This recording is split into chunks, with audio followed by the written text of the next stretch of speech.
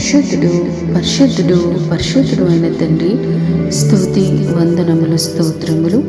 సకల యుగములలో రాజయ్యుండి అక్షయుడను అదృశ్యుడనగు అద్వితీయ దేవునికి ఘనతయు మహిమయు యుగయుగములు కలుగునుగాక. ఆమేన్. మహోన్నతుడు అయిన తండ్రి, దివ్యమైన వాక్యము ద్వారా తృప్తిపరిచినందుకు స్తోత్రములు. తండ్రి, మా దేవుని యొక్క గుణగణాలు ఎంతో ఉన్నతమైనవి.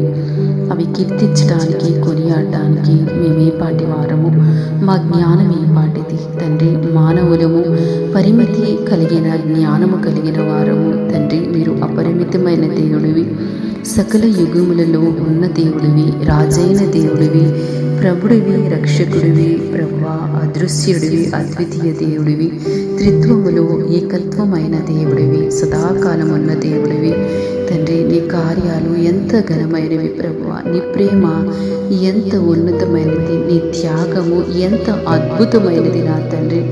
ఎంతగా మమ్మల్ని ప్రేమించారు ప్రభువా నాయనా. మమ్మల్ని తండ్రి కనికరిస్తున్నారు తండ్రి. నిత్యము నీ మహాకనికరమును తండ్రి, నిత్యమైన నీ కృపను నిరంతరము మాపై ఉంచి మమ్మల్ని ఎంతగానో కాచి కాపాడి భద్రపరచుచున్న దేవుడివి తండ్రి. నాయన, నీ యొక్క లక్షణాలు ఎంత ఉన్నతమైనవి తండ్రి. ధవళవర్ణుడివి, రత్నవర్ణుడివి, 10,000 మందిలో అతి కాంక్షణీయుడైన దేవుడివి. నీ వద్దకు వచ్చు వారిని ఎంత మాత్రము త్రోసివేసే దేవుడు కానే కాదు ప్రభువా.